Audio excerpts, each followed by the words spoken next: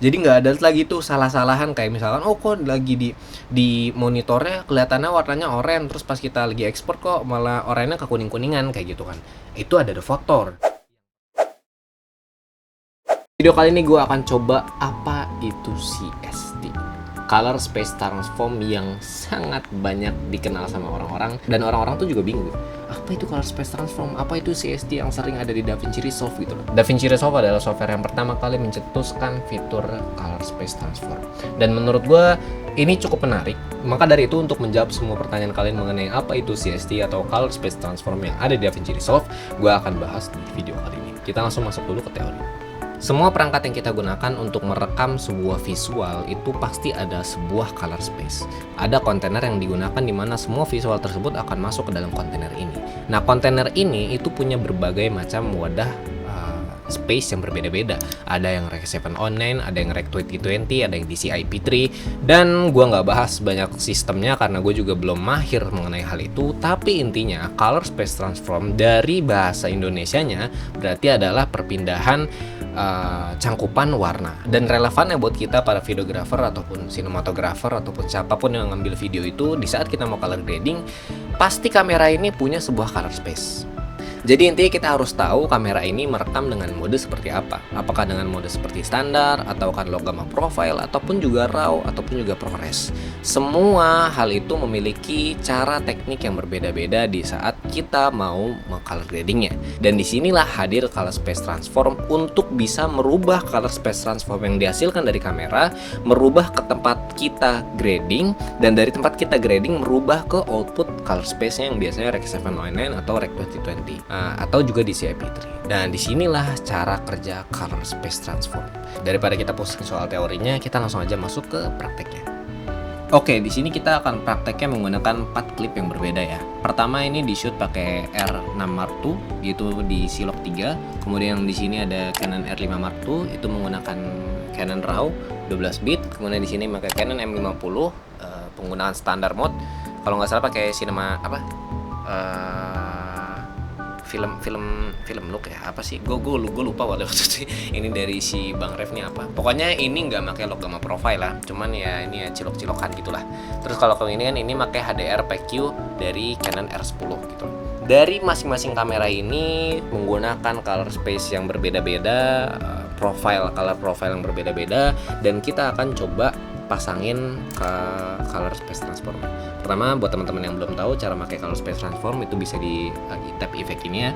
Tab effect bagus juga ya, pencahayaan kayak gini. Sayang sama orange tuh ya kayak emang udah paling general gitu. Baca malah ngomongin kayak gituan sih. Kita langsung aja ke color space transform. Dan color space transform ini itu free ya, di yang DaVinci Resolve free version pun juga bisa diulik gitu, bisa dipakai. Jadi ini buat kalian yang masih pakai DaVinci Resolve yang free version gitu kan, kalian bisa pakai ini gitu loh. Karena gue ini kan pakai DaVinci Resolve yang studio version. Nah, ini bisa dinamain CST in, kemudian juga satu lagi CST out. Oke. Nah, di sini di CST in ini kita langsung aja input color space dari kameranya ini. Kita harus tahu nih kameranya ini menggunakan color space seperti apa. Dan menurut gua, kalau kalian coba kita pretend sebentar ya, kita berpura-pura dulu ya, kita sebagai colorist ataupun orang yang color grading gitu loh. Kita harus tahu bahan kamera ini ditembak pakai apa. Kalau kita nggak tahu ini bahan tembakannya itu pakai color profile apa gitu, pakai gamma apa, nih kita nggak akan bisa color grading. Kenapa? Kalau kita pakai input color space yang salah, yang berbeda dari kameranya, itu bisa berakibat warnanya tuh nggak sama. Kayak gitu. Kita kan sebagai karena kita berpura-pura sebagai colorist ya, mungkin kita nggak ada di lokasi set syuting gitu loh. Jadi kita nggak tahu warna aslinya itu seperti apa gitu loh. Makanya untuk bisa mengangkatkan kayak ini kan nggak mungkin warna aslinya kayak gini kan. Untuk bisa memastikan color aslinya itu seperti apa, kita harus tahu kamera itu nembak pakai color space apa dan gamma apa kayak gitu. Karena ini gue tahu pakai Canon R6 Mark II, terus juga pakai log gamma 3 gitu kan, Canon Cilok 3. Jadi kita langsung aja ganti ke Canon Cinema Gamut, kemudian juga Canon log 3. Nah, di sini ya memang agak aneh sih. Gue juga pertama kali memang agak aneh. Tapi gini loh. Input color space ini dan input gamma ini adalah warna yang diproduksi dari kamera. Oke. Bahan footage ini direkam dengan cara seperti ini. Nah, kemudian kita akan bekerja di color space tempat kita ngedit, yaitu DaVinci Resolve. Output color space-nya, ini kan output ya, ini kan garis output ya. Ini outputnya akan ada satu CST lagi.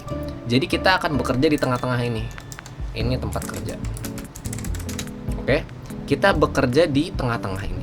Nah, di sini CST ini kita akan menginput kamera ini bekerja jadi apa, dan kita akan mengoutputnya apa yang biasa kerja, ya color space apa yang kerja di daerah sini. Itu di DaVinci Resolve. Oke, di sini kita ganti output color space-nya itu di DaVinci White Gamut dan output gamanya itu di DaVinci Intermediate. Jadi kita udah bekerja di space ini nih. Kita kan tempat kerja, forum kerja kita di sini nih. Ya, forum kerja kita di 4 ini. Oke. Nah, karena 4 kerja ini bekerjanya di color space-nya DaVinci Resolve, makanya ini kita ganti output color space-nya DaVinci White Gamut dan DaVinci Intermediate. Nah, ketika ini CST ini sudah bekerja, kita bisa bekerja ini dalam color space si DaVinci Resolve, kita harus juga punya outputnya. Makanya dari sustain ini kita klik kiri dan kita tahan Alt, kita geser efeknya, kita pindahin ke CST out. Ya, namanya juga ganti jadinya kan. Nah, ini kan masih sama ya, input color space-nya masih sama, input gamanya masih sama yang kayak gini. Ini kita swap. Yang tadinya ini dari kamera ke DaVinci Resolve, sekarang di outputnya ini dari DaVinci Resolve ke output color space tempat kita mau tayang. Oke, ini kita swap ya. Tadi kita udah swap, ini sini dari kita swap. Input color space-nya dari DaVinci White Gamut, input gamanya DaVinci Intermediate. Terus kita ganti output color space-nya, misalkan kita mau tampil di sosmednya. Kita Rec 709 dan gamanya ke 2.2 atau 2.4. Nah, untuk 2.2 atau 2.4 kita akan bahas di video selanjutnya. Nah, di sini secara garis besar ini udah menunjukkan warna aslinya. Warna aslinya waktu ini lagi diproduksi gitu. Gue sih nggak tahu ini di syuting di mana gitu. Tapi ini di syuting menggunakan Canon R6 Mark II dan videografernya bilang ini pakai Celok 3. Dan gue percaya, dan ini warna yang diproduksi dari kamera, dan ini warna asli waktu lokasi syuting. Baru kita development colornya, kita mau apa-apain kita bebas lah. Nah, di sini di tengah-tengah ini, karena di awal ini udah ada CST in dan di keluar ini udah ada CST out, kita sudah bekerja di color space yang aman. Jadi apa yang kita lihat sekarang dan apa yang kita ganti, outputnya akan sesuai dengan apa yang kita lihat. Jadi nggak ada lagi tuh salah-salahan kayak misalkan kok lagi di monitornya kelihatannya warnanya oranye, terus pas kita lagi ekspor kok malah oranye ke kuning-kuningan kayak gitu kan. Itu ada faktor. Yang pertama bisa jadi dari kalibrasi monitornya atau salah masukin settingan CST. Oke? Nah, coba kita ini grab, setelah kita ambil, kita buka tab galeri.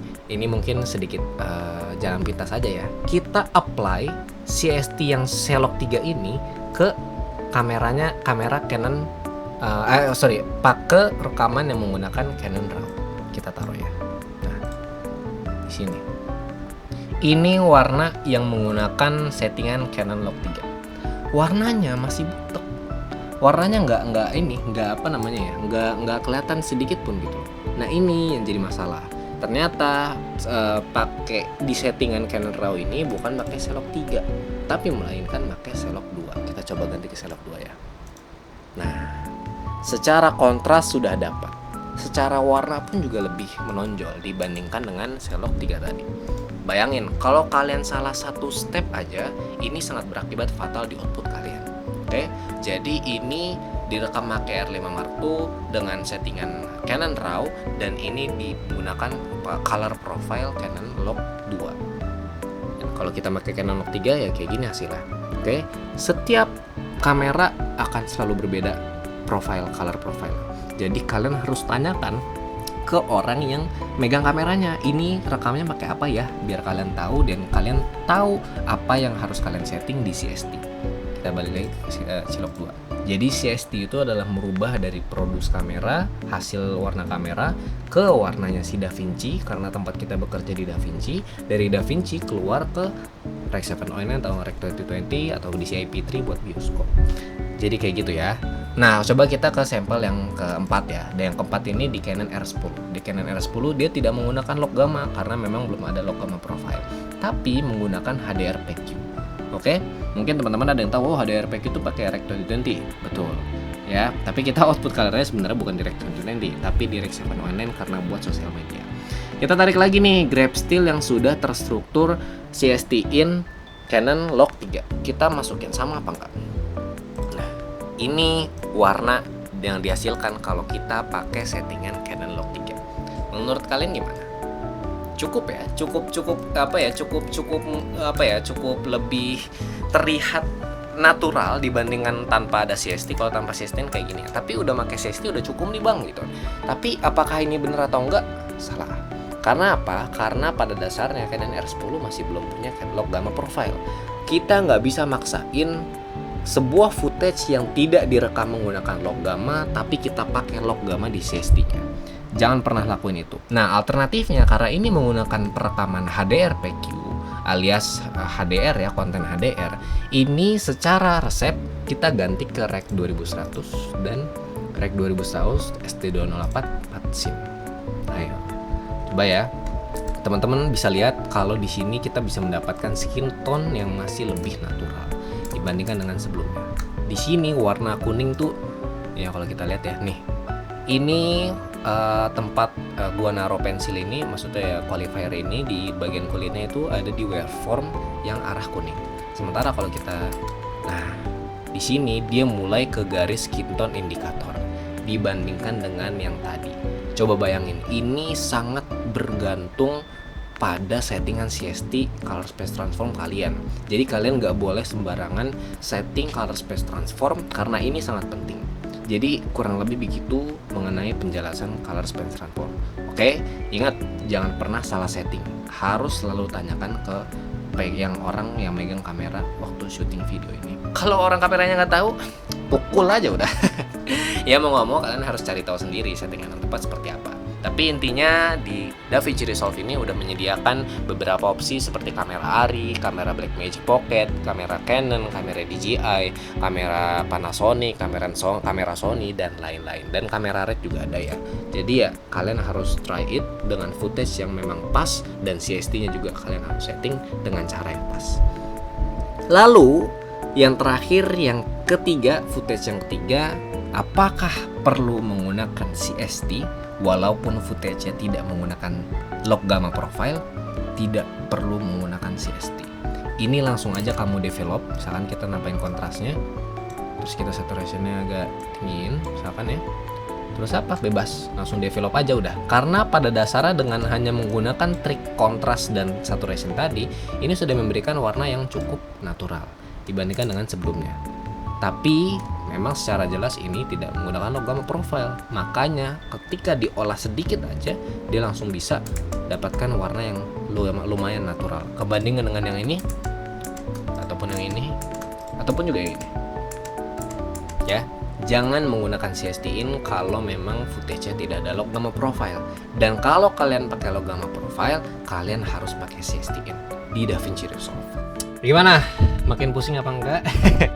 Harusnya belajar DaVinci Resolve itu gampang, nggak perlu hal-hal yang kayak gimana ya untuk belajar DaVinci Resolve. Tapi gimana? Harusnya sih udah ngegambarin ya apa itu pengertian dari color space transform, dan kedepannya harus lebih terang lagi buat kalian saat kalian mau color grading. Jadi kalian tahu step apa aja yang harus dilakukan. Apakah CST itu diperlukan atau CST itu nggak diperlukan? Apakah semua kamera itu CST-nya settingannya sama atau enggak? Dan settingannya itu kayak gimana? Kayak yang tadi ya, itu ada CST in dan ada CST out. Dan sebenarnya penggunaan color space transform pun juga ada dengan trik-trik yang lain yang bahkan udah bisa disetting dalam DaVinci Resolve-nya ini. Jadi setiap ada log gamma yang masuk itu langsung keganti sama preview yang sudah dialihkan ke DaVinci Intermediate dan DaVinci Color Space kayak gitu. Jadi sebenarnya banyak settingan untuk color space transform di DaVinci Resolve.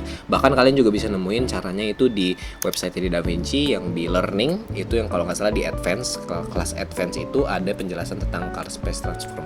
Dan kalau nggak salah di situ settingan itu nggak kayak CST in, CST out deh, tapi dia tuh kayak langsung mengubah dari DaVinci Resolve langsung. Jadi setiap footage yang masuk bakal langsung keganti pakai DaVinci yang color space-nya, langsung ganti sama color space-nya si DaVinci Intermediate.